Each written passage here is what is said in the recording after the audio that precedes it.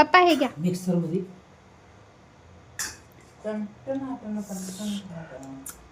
आहा मीठ लावून खा रे.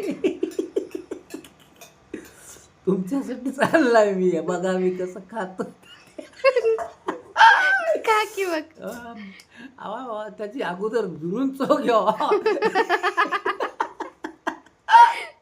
दुरून चव घ्या म्हणजे कसं राहते रे, खाल्ल्यावर तर कसं वाटते. आहा खायला बघा रे बा. खायला रे बा. बर.